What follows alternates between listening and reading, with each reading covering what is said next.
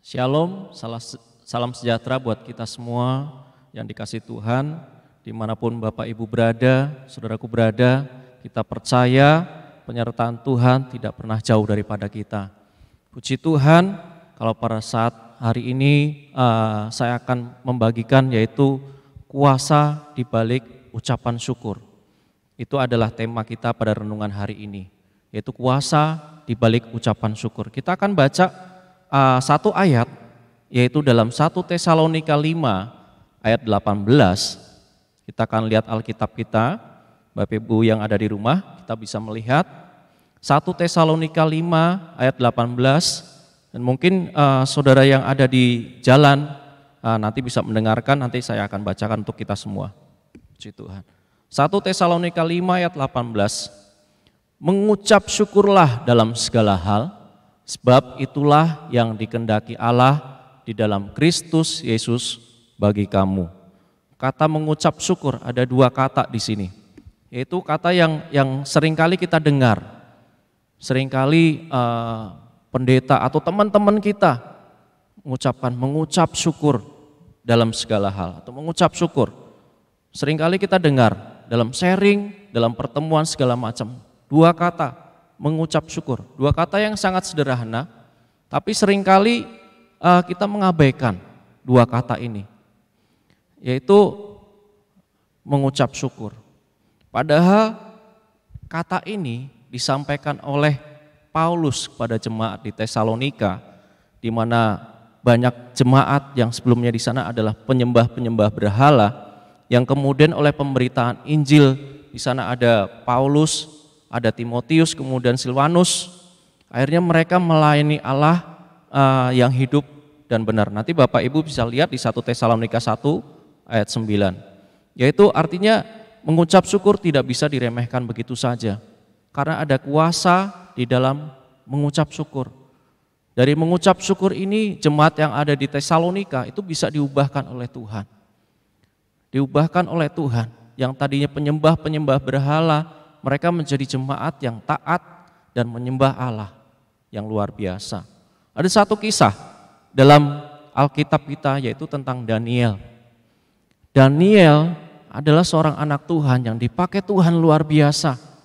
Semasa pemerintahan Darius, Daniel ini dipakai menjadi salah satu pejabat tinggi semasa pemerintahan Darius. Daniel ini dia dipakai Tuhan, dia dipilih oleh Tuhan menjadi anak Tuhan yang dipakai Tuhan luar biasa. Tapi banyak orang-orang di sekitarnya, pejabat-pejabat yang lain tidak senang dengan keberhasilan daripada Daniel. Karena Daniel selalu berhasil, apapun yang dia lakukan selalu berhasil. Sehingga banyak orang yang tidak suka dengan keberhasilan Daniel. Dan akhirnya banyak orang ingin mencari cara gimana untuk menjatuhkan Daniel dengan membuat satu peraturan yang disepakati oleh Darius. Dan di situ ditemukanlah oleh orang-orang yang tidak menyukai Daniel, ditemukan bahwasanya Daniel menyembah Allah yang bukan Allah yang disembah oleh Darius, yaitu dewa-dewa di sana. Diketahuilah mereka menyembah Allah yang luar biasa, Allah Daniel, sehingga mereka ditangkap. Nah, di sini kunci keberhasilan Daniel, yaitu kita lihat dalam Daniel 6 ayat 11.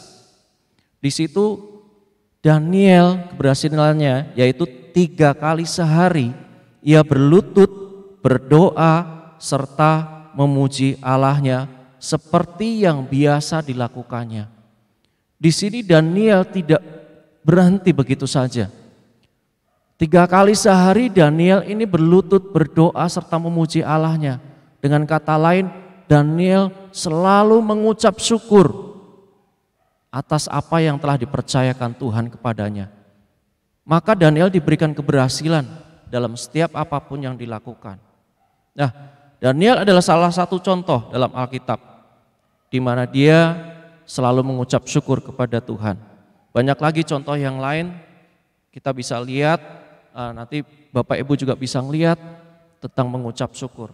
Nah, ada beberapa hal luar biasa yang dialami oleh orang yang mengucap syukur. Yang pertama yaitu dia akan menjadi kuat, baik kepada pemimpin atau kepada Tuhan. Kita bisa lihat itu dalam 1 Tesalonika 1 ayat 6, yaitu tentang jemaat yang ada di Tesalonika. Di saat mereka tertindas, di saat mereka mengalami satu himpitan, tapi mereka selalu belajar mengucap syukur. Makanya mereka memiliki satu kekuatan baru. Yang kedua, kita juga bisa melihat tentang karya Tuhan yang luar biasa dalam Yohanes 6 ayat 11 dan selanjutnya, yaitu di situ ada berkat yang dicurahkan dari Tuhan. Berkat yang melimpah yang dicurahkan. Dalam Yohanes 6 ayat 11 sampai 12 dan selanjutnya, di situ Tuhan Yesus memberikan satu mujizat. Tuhan Yesus memberikan satu mujizat, yaitu di mana Tuhan Yesus memberi makan 5.000 orang, itu hanya laki-laki saja, belum wanita dan anak-anak, dari 5 roti dan 2 ikan. Tapi sebelumnya waktu Tuhan Yesus melakukan mujizat, Tuhan Yesus melakukan satu ucapan syukur kepada Allah. Dari ucapan syukur tersebut ada satu kuasa, di mana dari 5 roti dan 2 ikan itu dapat memberi makan 5.000 orang lebih. Di sini kesimpulannya bahwasanya kuasa dari kita mengucap syukur itu sangat luar biasa sekali. Sangat luar biasa. Memang cuma 2 kata, mengucap syukur. Tapi ada satu kuasa di dalamnya. Contoh yang sering kali kita temukan sehari-hari, yaitu kita bisa bernafas. Tuhan Yesus telah memberikan kita nafas. Selayaknya kita juga mengucap syukur kepada Tuhan. Banyak orang-orang kalau kita melihat di rumah sakit, mereka menggunakan tabung oksigen, itu harganya cukup mahal. Tapi kita diberikan gratis oleh Tuhan untuk kita boleh bernafas. Yang kedua, suara. Kita juga diberikan suara untuk Tuhan, untuk kita boleh berkomunikasi dengan yang lain. Kita bisa berbicara, kita bisa memuji Tuhan. Itu adalah beberapa contoh yang kita bisa temukan dalam kehidupan sehari-hari. Maka oleh sebab itu kita jangan anggap remeh, yaitu mengucap syukur. Karena 2 kata ini yang sangat sederhana, tapi di balik itu ada satu kekuatan Allah di situ. Ada satu kuasa yang cukup luar biasa. Nah, kemudian kita mau belajar untuk mengucap syukur. Karena ada kuasa di dalam mengucap syukur Bapak Ibu. Kita mau belajar karena kita percaya waktu kita mengucap syukur, Tuhan Yesus yang akan memberkati kita. Mungkin kita mengalami satu hal yang tidak menyenangkan. Mungkin kita sakit, mungkin kita sedang mengalami satu masalah ekonomi. Tapi kita mau belajar mengucap syukur kepada Tuhan. Mengucap syukur kepada Tuhan. Puji Tuhan, saya akan baca dalam Kolose 3 ayat 17 untuk kita semua. Kolose 3 ayat 17.